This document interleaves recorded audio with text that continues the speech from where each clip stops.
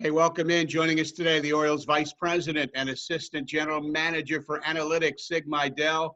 And Sig, I appreciate you joining us. And you know I invited you today to continue my own personal education, if you will, on spin rates and learning a little bit. And it's so important in the game right now. And so something, Sig, that I've learned is obviously you have the raw data of the spin rate via RPMs. But you also have active spin or spin efficiency, as they call it, the percent of a spin that's effective, efficient. Of those two, is one more important than the other? Yeah, thanks, Steve. First of all, thanks for having me, and I'm glad you're asking these questions. So it's not, unfortunately, it's not that simple, right? Like we're so thankful we're able to see much more, measure much more of the pitcher stuff. And so the total spin is important, and the spin efficiency goes into how much of that spin is actually being used to horizontal or vertical movement. And so that is more important than the spin, or we believe is more important than the spin that goes for the rifle or the gyro spin, the cement mixer type of spin, because it actually leads to movement of the ball. So when you look at the data, is efficiency, if you excel in only one of the two, is efficiency better, or is the raw data RPMs better? It depends. I wish there was a simple answer, but it depends on the velocity you're throwing and the type of pitch. Because some of, I think back to Houston, Ken Giles had a slider that was almost complete inefficiency. So all the spin was going into gyro spin, but this was 86 miles an hour, and it looked like it just fell off a table. And so that was completely useful. That was a very successful major league pitch with absolutely the lowest score you can in efficiency, while Verlander, Cole's fastball scored quite well in efficiency. And so it really depends on the pitch and the velocity that you have along with that. Interesting. And that kind of flows to something I've heard, that in this regard, average can be not good. And in this sense, when major league hitters see pitches, the uniqueness of pitches makes it harder to hit. They see more average range pitches, whether it's average velocity, average spin. And so they see more of these pitches. Like someone pointed out, Tanner Scott scores very high in just raw fastball four-seam spin, low in efficiency, very low. But somehow that combination, along with a lot of velocity, obviously, makes that fastball somewhat unique. Is there anything to that? Yeah, and I think the key word is somewhat. So it's all in tendencies. So, right, so many of these hitters, they're used to seeing right-handed three-quarters pitcher. And so to the degree that a pitcher could be unique, to some degree that helps them mislead, fool the hitter a little bit. And to some degree, there's some of that related to the spin efficiency that you mentioned. So does the club then look at this data and say, we can take pitcher X and help him improve his slider through some things with this data? How do you do, without giving away all your secrets here, how do you look at this data and say, here's how I can make a real-time, real-world improvement for this pitcher so that pitch is better next year, next week, next month? Yeah, for sure. I think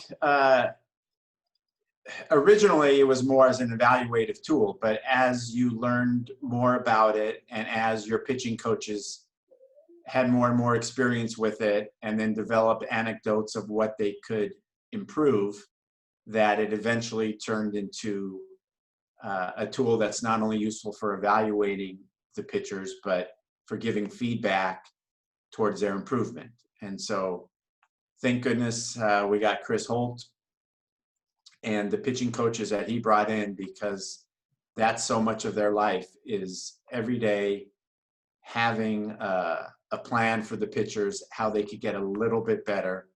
And then the feedback from TrackMan is paramount in that, to give them sort of the roadmap to being a little bit better every day at getting major league hitters out. Is part of the issue here, or part of the thing that makes the data analytics helpful, is the data gives you an outlook on the pitcher, gives you a little bit about, tells you a little bit about him, and maybe more tells you things maybe he didn't realize himself.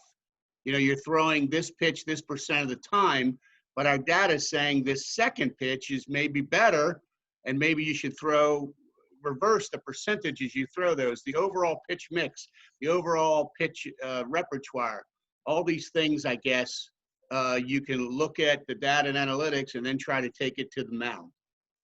Yeah, there's probably been quite a few stories out there of pitchers when they go from one organization to another and they take a step up, and then people reverse engineer what they've changed. And you could see that sometimes it was throwing what they thought was their second or third best pitch, throwing it a lot more to a specific handedness, or maybe to a different location. So yeah, a lot of that comes from the analytics and sort of a bigger picture look at what really has succeeded for this pitcher. Do you find some correlation, Sig? And a guy like me, again, very beginner at this, can find the data on Baseball Savant and can say, oh, this pitcher in a slider scores high in spin rate, and he scores pretty well in efficiency. So I should be able to look up the data against the slider, and I bet it's pretty good. And many times I found it is. You see whiff rates. Wow, here explains, look, his sliders is best, and here's reasons why. But are there also indications where it might not be that, where you might look and say one would lead to two, but maybe you don't see that? Yeah, well, you're being a great analyst, Steve. You're developing hypotheses of what characteristics of the pitch leads to success, and you're looking at real measurements from real life to see if that's true. So that's not too different than what the team here does. I can't help you, I'm afraid. So you're gonna have to suffer through it like the rest of us, but you're on the right track.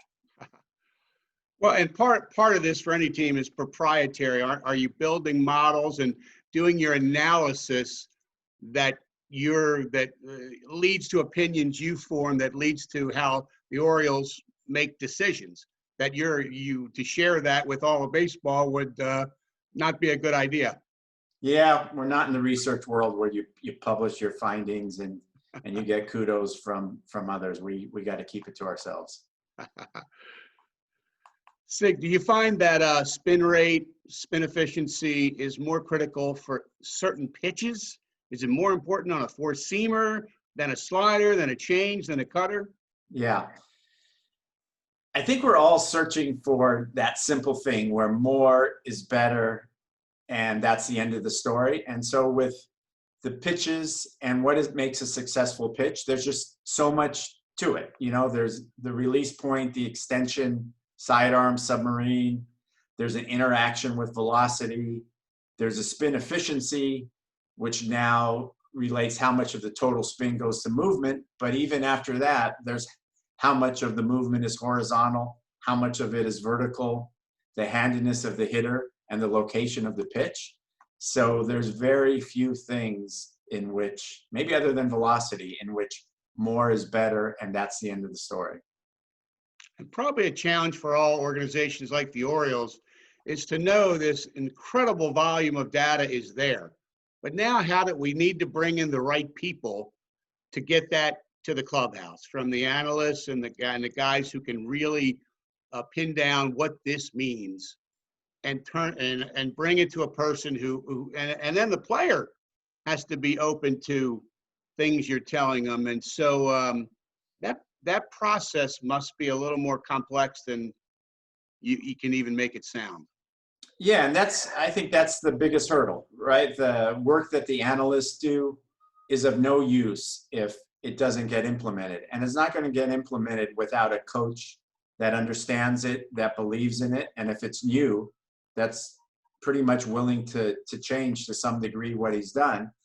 And similarly, it's not going to get used if the hitter or the pitcher has no interest in it. And so changing that culture in order to take advantage of the analytics findings is a difficult thing. But Mike Elias, since he's come here day one, the message has been clear, and the personnel, coaches, scouts, analysts that he's brought in, we're all on the same page in that we're trying to use all the information available to make these players as good as we can, as quickly as we can. And so, Sig, is this data, spin data, essential to the Orioles in decision-making on players? Whether I assume you have this for college players now, whether it's you're looking at potential draft picks or a potential acquisition, whether it's waiver, trade, whatever. Is all this, it used to, 20 years ago, ERA and hits versus walks and whip and strikeouts, all that we had, basic data. Now there's so much. Is this become an important thing the Orioles look at?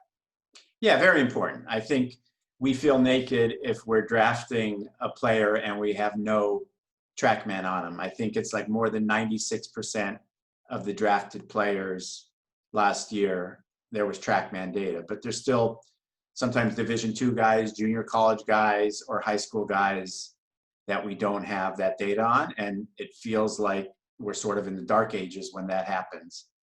And it's changing, and it's changing quickly. I bet soon it will be 100.0% of the drafted amateur players will have this type of information on.